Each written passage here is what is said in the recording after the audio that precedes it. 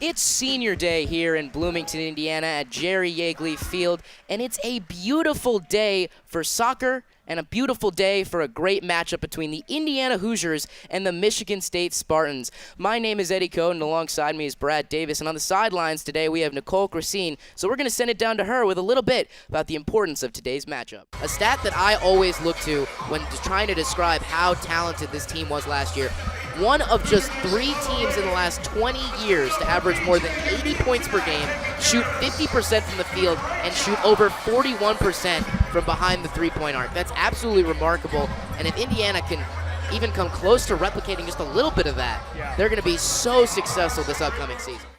So now Indiana's got some space on the foot of Trevor Swartz, who's going to push it wide to Ballard, going to go one-on-one with his defender, cut inside, tries to drop it off for 5s, and that's a big turnover, as now Giuseppe Barone has an opportunity to use his pace. He's going to look forward. He's got Sierakowski to his left. A great spin move.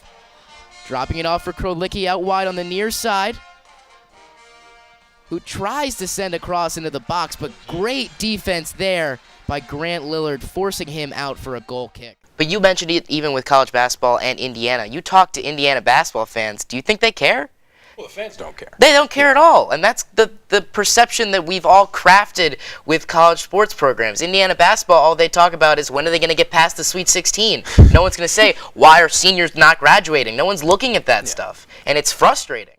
Troy Williams was incredibly impressive throughout the preseason, leading all rookies in points per game in the preseason with 13.4. He used his athleticism, his pure NBA talent that we saw here at Assembly Hall, and showed why he deserved to make the Ballard with some space on the left side. Looking to go one-on-one with his defender. Cut inside.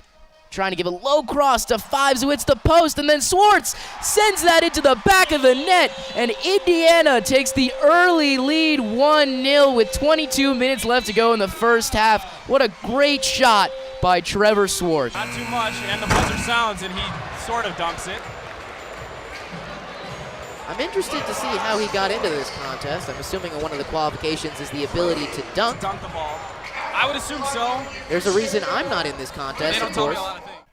Now back to Coach Rensing, of course, though. He's one of the more experienced coaches in the Big Ten, sending his team to 5 NCAA tournaments in his tenure at Michigan State.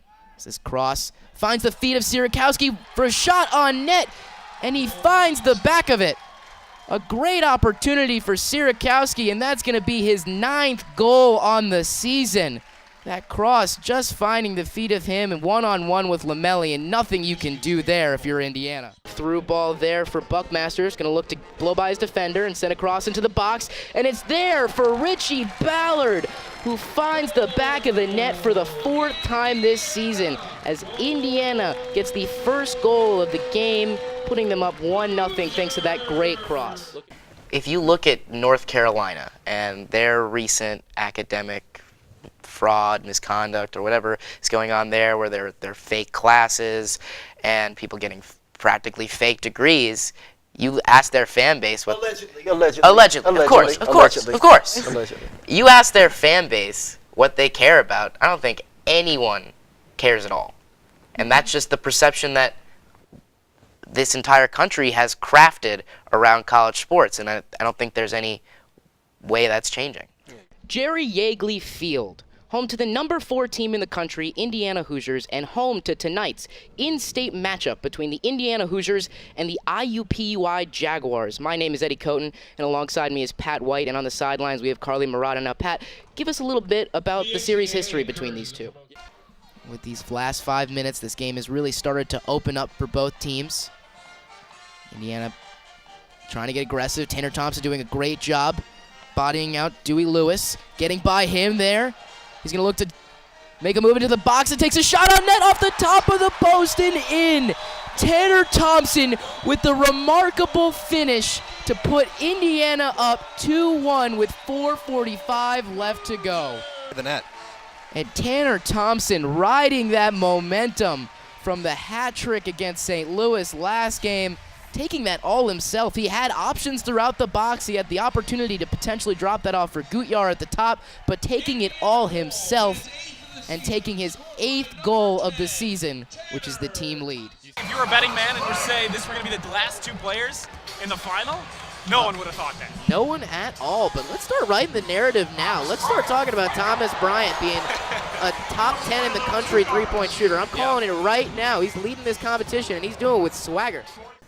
When have you seen a coaching move made because, hey, he really cares about academics. He could bring our program to this new level. You've never seen that. It's always been about the wins and losses. That's what they always look at when they're making these hirings or these firings and these coaching moves. And I think we're at a point where there's no return. There's no going back and saying, hey, we really need to focus now on academics now. You're too far into this major revenue stream that is college football that there's nowhere to go. You have no business being in this dunk contest. I don't know. If you give me a trampoline, I could probably get up there. And if the basket was put down 7 feet? Yeah, if you put the basket at around like 6 feet, 7 feet, give me a trampoline, I got a shot. Yeah, when you talk about pageantry, how about jumping over the Big Ten Coach of the Year last That was year? impressive. I don't actually know how tall Tom Crean is. Oh, They don't have it on the roster.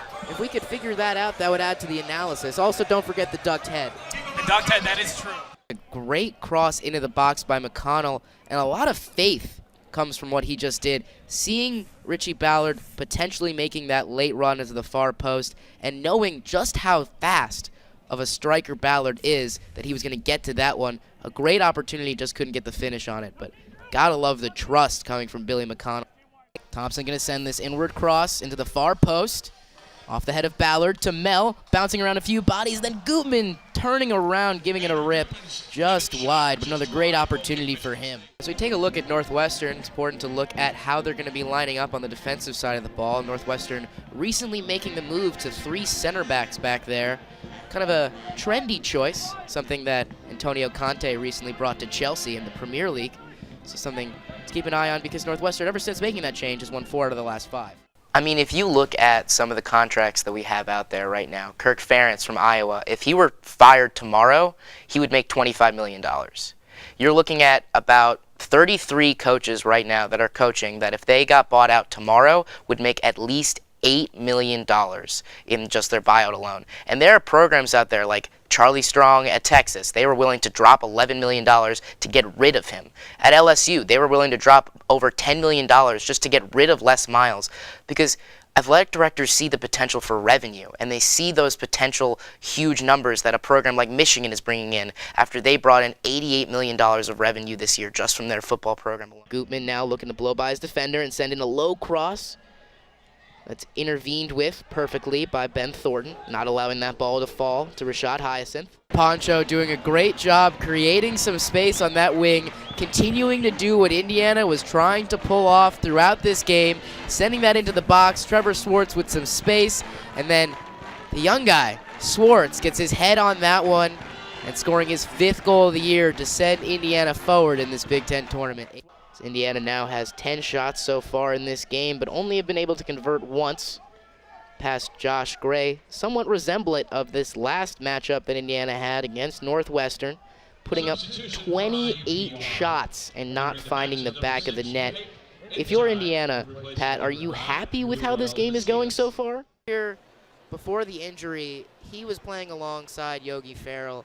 It seemed like the duo made it work, of course. They're both great scorers, but it was really Yogi's team. Now this team, with James Blackman as potentially a huge centerpiece moving forward, is James Blackman's team. Michigan State going to look for another long throw in from Dewey. Sending it into the box off a couple heads and cleared away by Grant Lillard. Doing a great job getting to that one before it could have been a corner kick. And it's those little things like saving a corner kick that really differentiate the top teams in the country and the ones that just don't seem to get any momentum throughout the year.